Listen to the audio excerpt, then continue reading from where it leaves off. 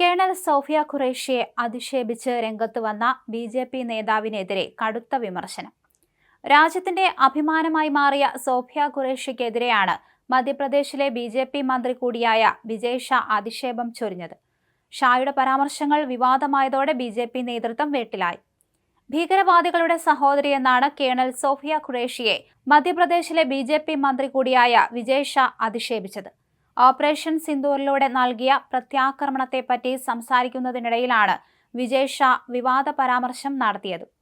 Indoor ജില്ലയിലെ മഹുവിൽ നടന്ന പരിപാടിയിൽ പ്രസംഗിക്കവെയാണ് പരാമർശം നടത്തിയത്.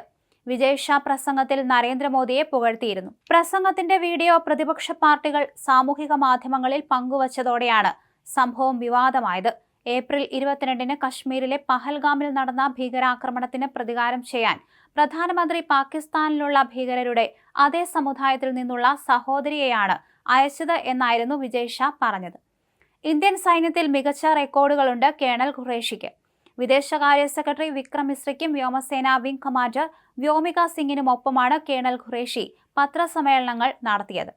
ഇവർക്കെതിരെ വിവാദ പരാമർശം നടത്തിയതിന് കനത്ത പ്രതിഷേധമാണ് സാമൂഹിക മാധ്യമങ്ങളിൽ മന്ത്രിക്ക് നേരെ നടക്കുന്നത്. വിജയ് ഷായോട് രാജിവെക്കാൻ ബി.ജെ.പി. ആവശ്യപ്പെടണമെന്ന് പ്രതിഷേധക്കാർ പറഞ്ഞു. വിജയ് ഷായുടെ പരാമർശം ഇന്ത്യൻ സേനയെ അപമാനിക്കുന്നതിന് തുല്യമാണെന്ന് കോൺഗ്രസ് ആരോപിച്ചു. ഷായുടെ പരാമർശങ്ങൾ അപമാനകരവും ലജ്ജാകരവുമാണെന്ന് കോൺഗ്രസ് പ്രസിഡന്റ് മല്ലികാർജുൻ ഖാർഗെ പ്രതികരിച്ചു. ബി.ജെ.പി. ആർ.എസ്.എസ്. മാനസികാവസ്ഥ എപ്പോഴും സ്ത്രീവിരുദ്ധമാണെന്നും ഖാർഗെ കൂട്ടിച്ചേർത്തു. അതേസമയം വിവാദത്തോട് പ്രതികരിച്ച കുൻവർ വിജയ് ഷാ തന്റെ വാക്കുകൾ തെറ്റായി വ്യാഖ്യാനിക്കുകയാണെന്ന് വ്യക്തമാക്കി. വിമർശനം കടുത്തതോടെയാണ് ഷായോട് വിശദീകരണം തേടാൻ പാർട്ടി തീരുമാനിച്ചത്. ഇന്ത്യയും പാകിസ്ഥാനും വെടിനിർത്തൽ ധാരണയിലെത്തിയതിന് പിന്നാലെ വിദേശകാര്യ സെക്രട്ടറി വിക്രം മിശ്രയ്ക്കെതിരെ കടുത്ത സൈബർ ആക്രമണം നേരിടേണ്ടി വന്നിരുന്നു. മിശ്രയെയും അദ്ദേഹത്തിന്റെ മകൾക്കു നേരെയും അധിക്ഷേപകരമായ കമന്റുകളാണ് സൈബറിടത്തിൽ ഒരു വിഭാഗം ആളുകളിൽ നിന്നുണ്ടായത്.